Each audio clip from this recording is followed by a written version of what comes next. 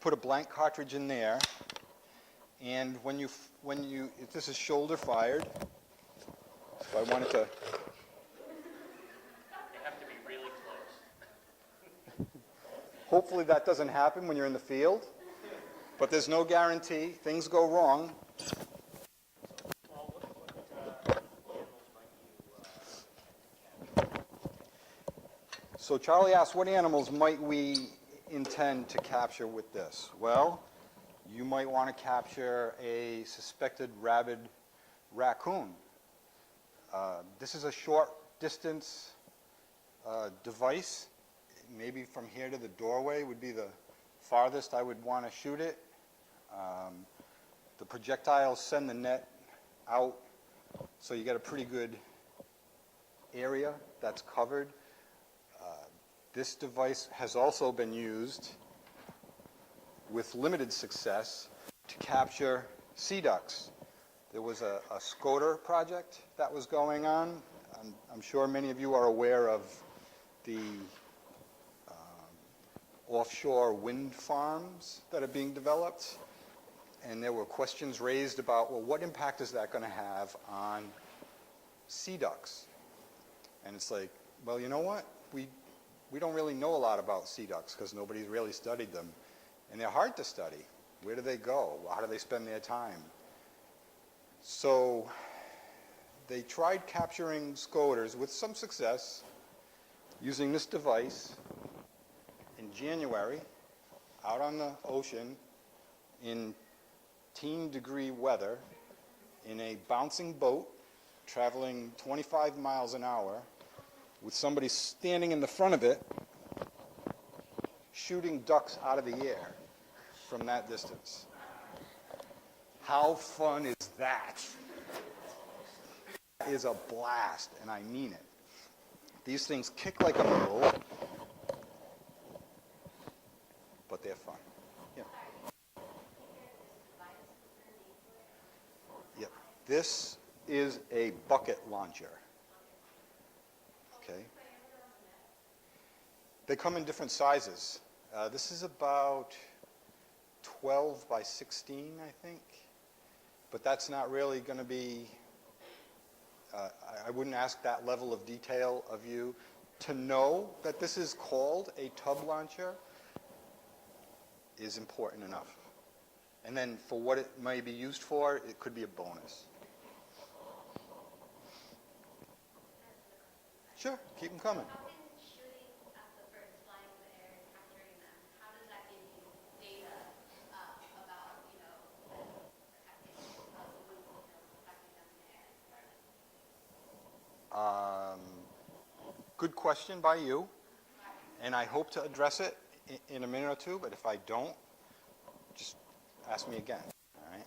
So as response to Charlie's question, we shoot the rabid raccoon so that we don't have to get up close to it and try and catch it by other means, and then that animal is usually euthanized. But that's not the point of capturing a duck or an animal that you want to study something about its movements for. So you have to have some way of marking an animal and then following its movements if you are, in fact, studying movement patterns and whatnot. So how do you do that with a duck? Tag it. We tag ducks all the time. Tag, and you say tag, but the proper term is banding. Oh. And here's the kit that we use. And these are the bands that we use. Each band is individually numbered.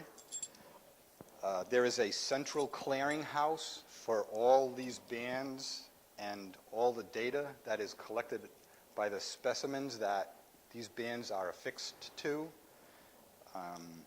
It's called the Bird Banding Lab, and they are the ones who issue the bands to the permitted person.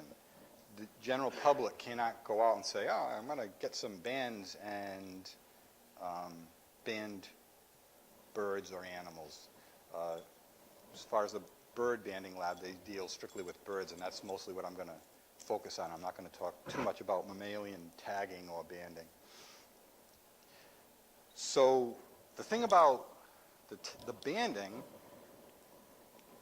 I thought I banded one of my mounts here, but I guess I didn't. How do you get the data about this band? What I'm doing this time of year right now is we're capturing black ducks, and I'll talk about that in a bit, and putting bands on them and releasing the birds. So how do I get the data back? We collect biologic data about those specimens. We collect their general age and their sex. But how do I get the data back? I let the bird go.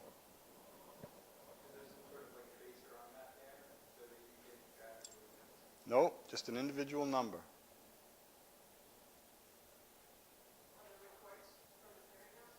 I'm sorry? Yes, other reported captures of the banded animal. We call them recaps. We had 2 black ducks that come to mind. We had many recaptured black ducks, but 2 come to mind. One had been banded this August in Aroostook County, Maine, and one had been banded in September in a province of Quebec. So, and they're wintering in Rhode Island. So, but you have to get the bands returned.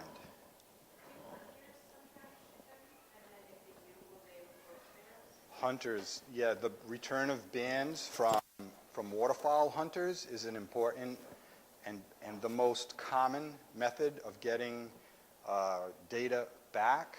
It's not mandatory that the hunters return the band data, but most of them do it because it's kind of like a reward for them to say, oh, I called in over my lifetime 25 banded birds. And you get to keep the band. You don't have to turn it in.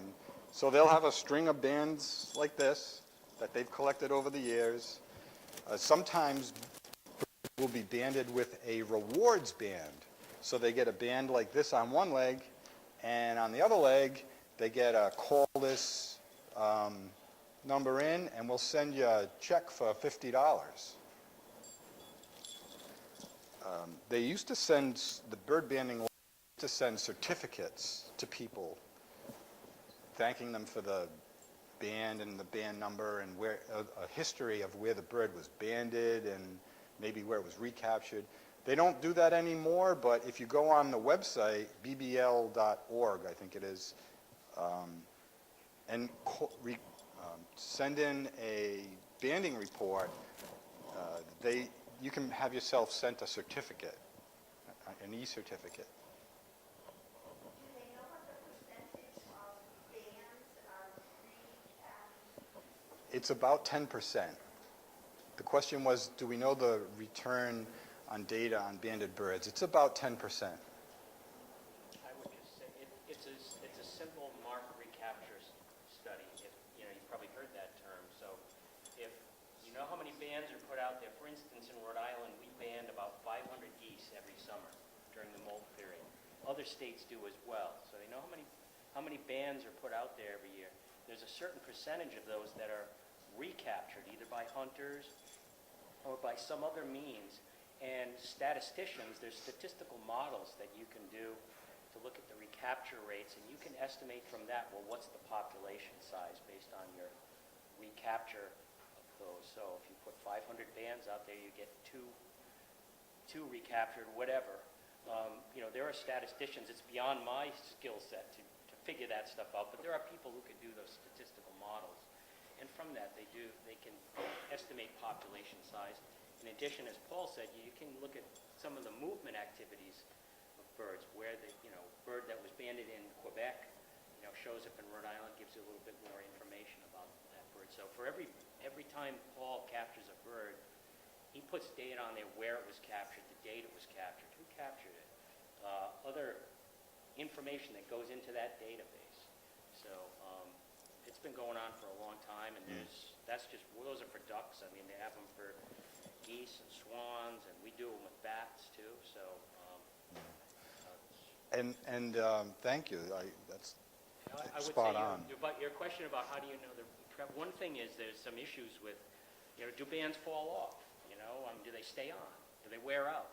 So, they're looking at different, those are aluminum bands, and using other materials that may last longer. For instance, I shot a Brandt a couple of years ago that had two bands on it. One was in a standard aluminum band, and another was a stainless band. And part of that study, and they've been banding ducks with putting two different types of bands on it to look at retention rates and wear and stuff like that. So, I mean, they've banded seagulls to see, where they go, and especially in relation to nuisance issues around airports and whatnot. So the waterfowl banding project in and of itself is one of the longest continuous bird studies going. I think it started in the 1950s. yeah, and Bill, a few years ago, you recovered a band. However, there was a phone number on there. You called 1-800 number and leave your information there, and within a few weeks, they'd send you a certificate or this bird was originally banned. Now it's instantaneous. You can go on the website, you put the information in there, the band number, the species, the recapture location, and it immediately gives you the information right back to you. Okay, Yeah. that bird was banned in such and such a place. And, yeah, Where else is this same ban system used? What other countries? it's worldwide. It's worldwide. Yeah. Yep. And bans are specific to, They're all issued by this one agency? no, this is just for North This America. would be Canada, United States, and Mexico primarily. Yeah, yeah. And there's different size bands for the birds that you're banding. This is for a goose. Obviously, you wouldn't put that on a small songbird. It wouldn't stay on, so that's a, what was this? That was a duck. Oh, I thought I had this one in my hand, because I was confused. This one was on a peregrine falcon that we recovered at the turf fields near Charahoe High School. It had hit the telephone wires, we think, and died. So I called this one into the bird banding lab, and they didn't have the information yet. Whoever had banded the bird hadn't called them to tell them that they had banded the bird, and that was the number on it. So I don't even know where this one came yet. I'm still waiting to hear back from them. And they're affixed by a simple pair of pliers that crimps around the leg. It's large enough that it can spin freely on the leg. It does not harm the birds. I'm sure there's a little stress in the capturing process, but when we release them, they're healthy. If those are put on correctly, there's really very few problems you might think the birds would have. It wouldn't hinder the bird in their movements and other activities. Years ago, they used to use, for geese, nasal, I forget what not a collar, but they would put these things, attach them to their bill.